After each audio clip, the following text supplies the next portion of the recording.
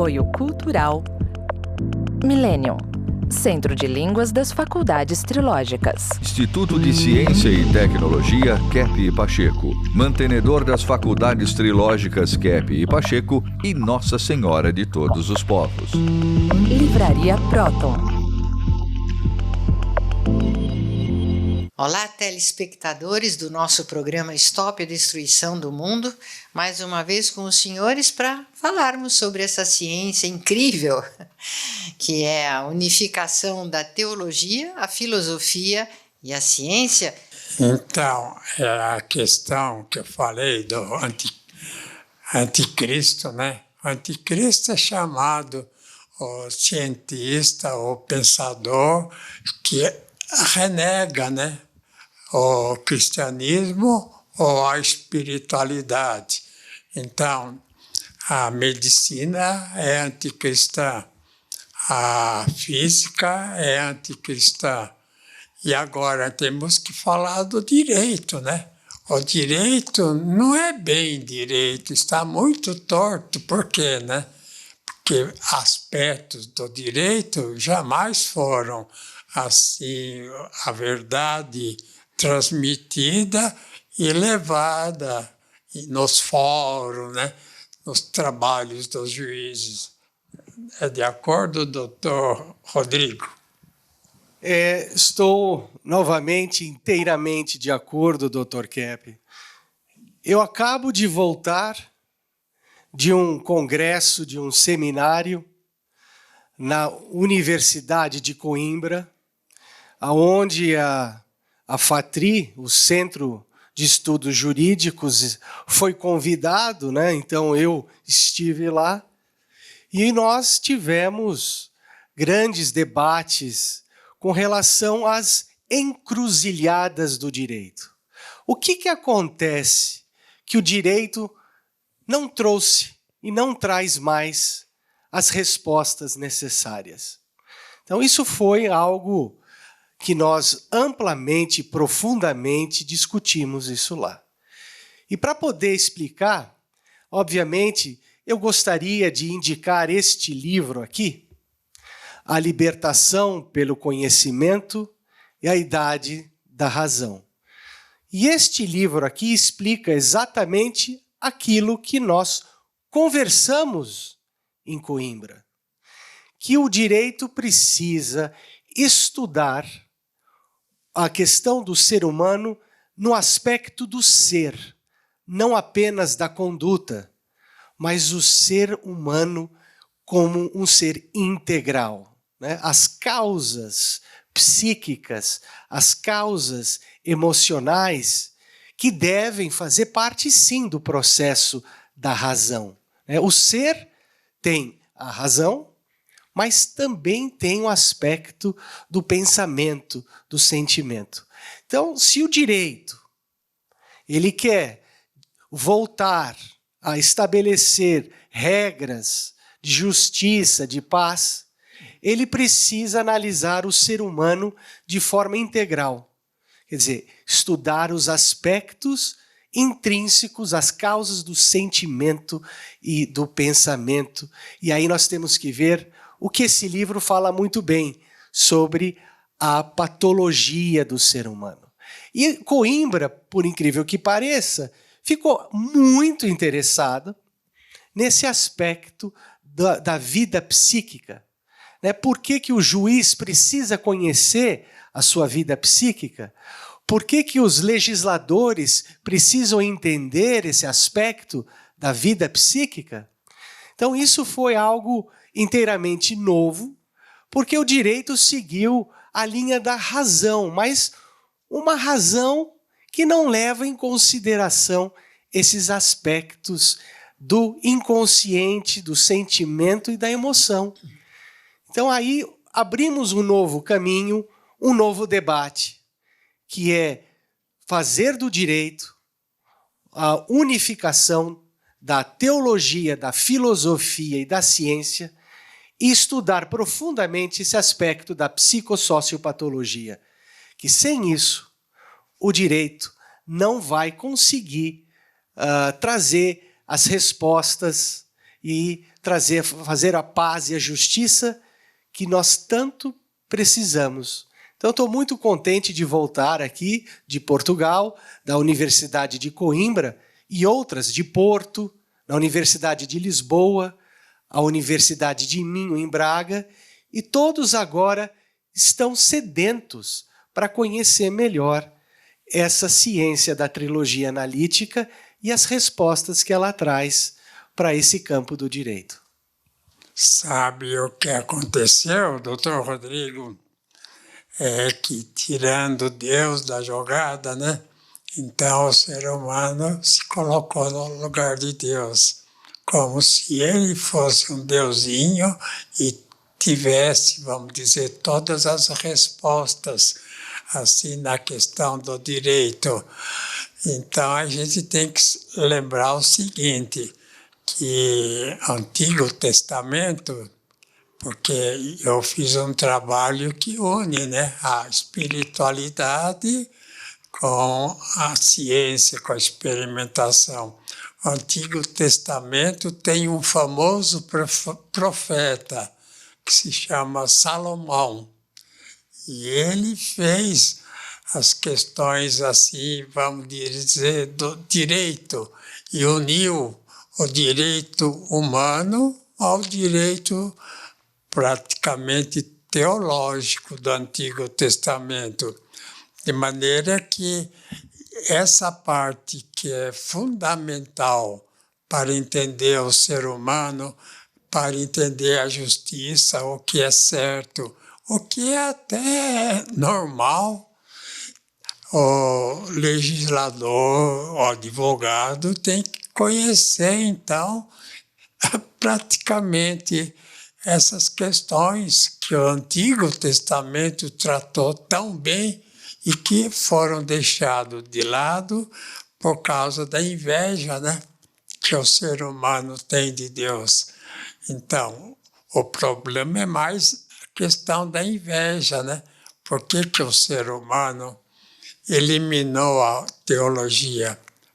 Não porque ele acha que Deus não está na ciência, não porque é desnecessário Deus, eliminou porque ele quis se colocar no lugar de Deus. E praticamente agora pensam, né, que um juiz, um indivíduo assim, da justiça, sabe perfeitamente o que fazer sem a orientação divina. Você acha também isso? Sim, Dr. Kepp, o setor da justiça, o judiciário, as leis, tentam fazer justiça sem considerar a questão de Deus, de uma maneira teomânica, como o senhor bem disse. E assim estão todos os setores da sociedade. A nossa economia não leva Deus em consideração, as ciências todas. E pasmem, mesmo as igrejas têm feito isso. Já não levam Deus em consideração. Na maioria das igrejas, o que se tem são homens teomânicos se colocando no lugar de Deus e também, muitas vezes, trazendo um jugo pesado, uma opressão para o povo. Então, essa é uma consciência muito importante para todos nós que o Dr. Kepp está trazendo. O setor das leis, o judiciário não considera Deus e todos os outros. E, por mais difícil que possa parecer, mesmo o setor religioso não considera mais o Criador. Eu vou dar um exemplo muito importante que hoje em dia está sendo analisado no mundo todo. Nós temos aqui uma americana chamada Susan Berkeley. Susan, um dia você só vai poder ir para Nova York de submarino. Sabe por quê? Um desastre mesmo, né? Nova York está afundando.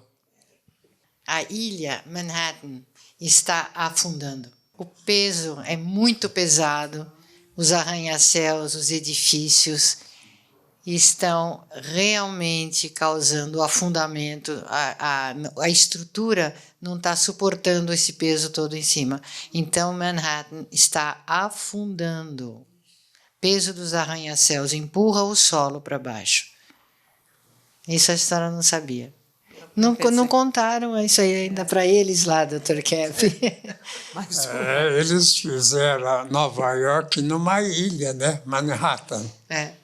E essa ilha não está aguentando. Esse grupo de prédios enormes está cedendo. E isso é importante o mundo saber. Então, existe no momento uma questão assim de apocalipse mesmo, que o mundo todo, o mar está subindo, né? Porque o gelo está derretendo, o gelo da superfície, não os icebergs, os gelos assim que estão dentro do mar, mas os que estão assim fora, Polo Norte, agora Polo Sul também, de maneira que uma quantidade incrível de água que estava nessas geleiras, né, que viviam a flor da água no sol, agora está derretendo e essa quantidade incrível de água que devia ficar no ar está indo para o mar. Então, é interessante essa questão da mídia, né? Será que não existem assim cientistas que possam assim orientar, né, a mídia para evitar falar coisas que não são assim, vamos dizer, 100% certas? Não é que um jornalista queira mentir, queira assim uma mídia falar só mentira. Não é só isso. A questão é que a mídia não está a par da ciência, né, que existe atualmente e que vê o crescimento do mar, o aumento das águas, é claro, né, que invade as terras, principalmente as terras ribeirinhas. Então, lá nos Estados Unidos, a Flórida, o sul da Flórida, já está cheio de água do mar. Então, do outro lado, né, do outro lado dos Estados Unidos, como é que chama lá, né, aquela região, está também o mar crescendo, está invadindo a terra. O que vai sobrar, né? Se, de repente, tem mais aquecimento solar no ar e está derretendo todo esse gelo que devia ficar na superfície e que está descendo para as águas. Quando o senhor veio para os Estados Unidos e escreveu esses 2 livros, né, Libertação dos Povos e A Decadência do Povo Americano, a gente que está dentro da área da mídia, né, estudou isso e descobrimos que o que tem atrás da mídia são os grupos de poderes, né, pessoas em outras. A mídia não é dirigido por jornalistas, como o povo pode pensar, né? É dirigido para as grandes indústrias, para o Wall Street, para as farmacêuticas. Então, quando o senhor falou, né, de afundamento de Nova York, eu pensei, e o Wall Street? Né? Se solta essas notícias, vai cair tudo, né? O Wall Street vai para água abaixo, vamos dizer, né? Onde todo mundo tem seu dinheiro investido, porque o país agora é erguido por especulação. Como o senhor bem falou, né? Quando estava lá, percebeu esse tremendo dano que o Reagan causou para o meu país, né? Pela especulação. Então, veja, por exemplo, os exames de sangue que nós estamos estudando, que geralmente a hematologia estuda o sangue, e se está assim, deste modo ou do outro modo, então tira uma conclusão só orgânica. Veja a foto aí do exame de sangue, o que mostra. A Inger quer falar alguma coisa? A Inger é hematologista, ela que faz esses exames. Sim, doutor Keppe, a gente vê que tudo que a gente tem no mente está se mostrando no sangue. Então, esse sangue muito bonito, é uma pessoa que é tranquilo, que é de ação boa. Então, o sangue que principalmente faz transporte dos gases do corpo, dá uma boa ajuda para o corpo e os órgãos. No caso que o sangue é muito estressado, então o corpo fica com mais dificuldades, o órgão mais fraco, fica doente. Mas principalmente é isso, que nossos pensamentos, nossos sentimentos, o primeiro espelho isso do corpo é do sangue, e depois para os órgãos. Então, sempre a hematologia estudou a questão de sangue como se fosse uma questão física só, uma questão apenas, vamos dizer, material, orgânica. E o sangue mostra, é o primeiro impacto que o corpo tem quando a pessoa tem um pensamento ruim. Por exemplo, né? Eu vou dar um exemplo assim meio corriqueiro. A gente não pode achar que existe uma roda quadrada, né? Vai pôr uma roda quadrada no carro, como é que o carro vai andar? Tem que ser uma roda redonda. Mas isso existe na mente, a pessoa pensa de um modo errado. Pensa que o ser humano, por exemplo, ou é um ser só espiritual ou só material. É um ser que não precisa nem de Deus e, às vezes, nem da matéria, né? Deixa de se alimentar. Então, qualquer pensamento errado que a pessoa tenha, ou qualquer emoção, né? A questão de orgulho, de soberba, de inveja, de raiva, questão de sovinice, né? Avareza, a questão de se alimentar demais.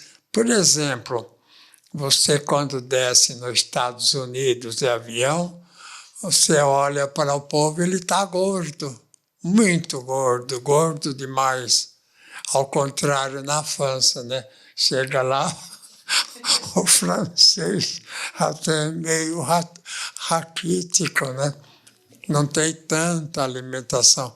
Quer dizer, a Europa, o povo não come tanto. Por quê, né? A Europa não tem tanto alimento, nunca teve assim, super abundante. Estados Unidos sempre tiveram. Então, uma pessoa que tem, assim, essa glutoseria, né? Uma questão, assim, de comer demais, é uma pessoa chamada glutão. É uma pessoa doente. E, com isso, engorda. Você desce lá nos Estados Unidos, em qualquer cidade, todo mundo gordo. Está certo, Suzana? Sim, é certo, é triste. Mas também tem esses grupos, firmas, eles estão colocando coisa na comida ruim, né, processado, para viciar a pessoa. Isso é intencional. O povo tem que saber. Essa comida processada é cheio de químicos que vicia a pessoa a comer mais e mais e mais, engorda. Então tem essa parte também. Então, eles querem ganhar dinheiro até com a comida, né? Querem ganhar dinheiro, compram. Por exemplo, café, 1 quilo de 10, assim, $10, ou então uma certa quantia, e vende por 100. Por exemplo, compra uma coisa barata, eles manufaturam, né? e depois vende de um modo caro. Então, é uma ânsia, né? Uma questão já doentia de achar que é o doente, a questão, o dinheiro é que substituiu Deus, né? O dinheiro é que dá bem-estar, felicidade, é o dinheiro que fornece tudo o que o indivíduo quer. O dinheiro não fornece doença, só doença, né? O dinheiro fornece, além da doença, fornece todos os males que o indivíduo tem, né? Dificuldade em trabalhar, o indivíduo gordo demais nunca vai produzir muito, o próprio cérebro, né? Por que fala doença mental? Porque é uma doença que vem da mente, e essa doença leva a isso que a religião chama de Salomão, né? Famoso profeta judaico, falou, né? Das questões da alimentar demais e ter uma atitude invertida, como o doutor Rodrigo falou, de não fazer a justiça direito, de não incluir no direito, né, o direito divino, só ficar no material. Então, toda essa questão da inversão, da exclusão, né, da teologia na ciência, é que levou a humanidade a essa questão apocalíptica que está existindo agora. Apocalíptica. Isso. Então, vendo o segundo gráfico de sangue, veja lá, olha, a falta, por exemplo, de energia escalar. O sangue recebe a energia escalar que vem emitida pelo Sol.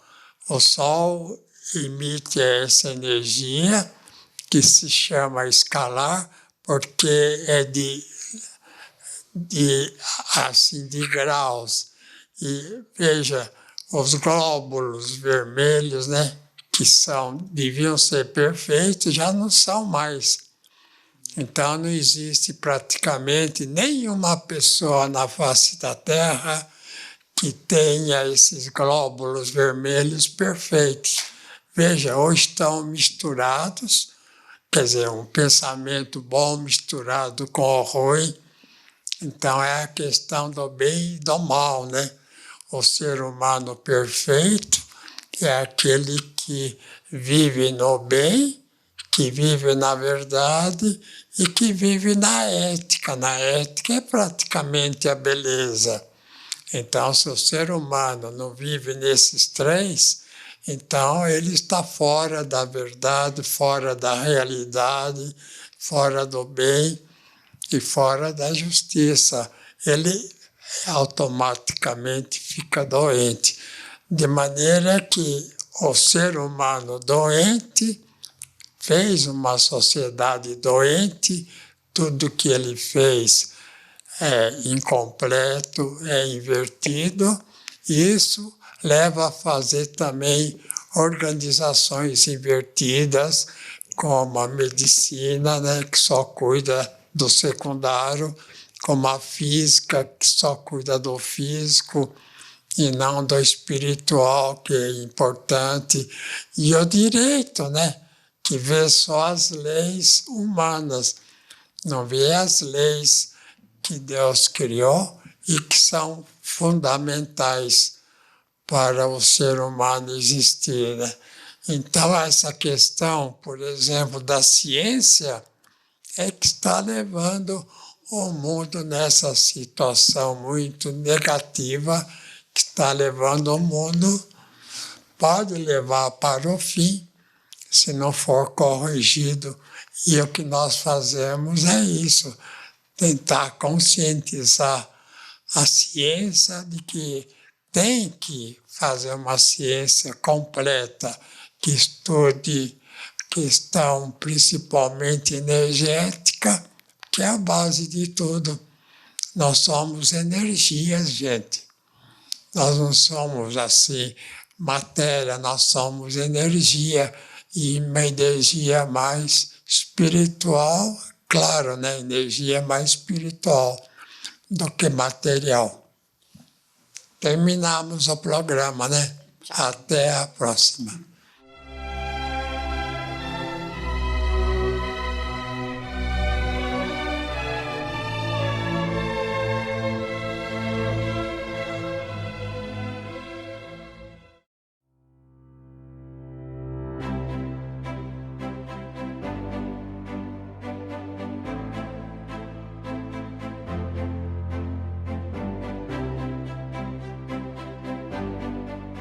O que há por trás de um ventilador Cap Motor? Tecnologia mundialmente premiada.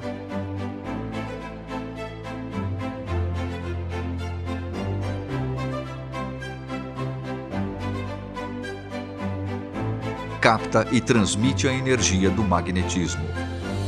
Neutraliza ondas prejudiciais que nos cercam. Harmoniza o ambiente.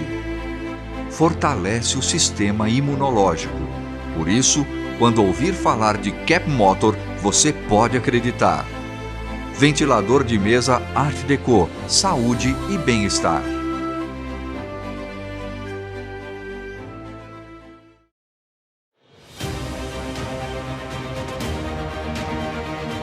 O que é a Millennium?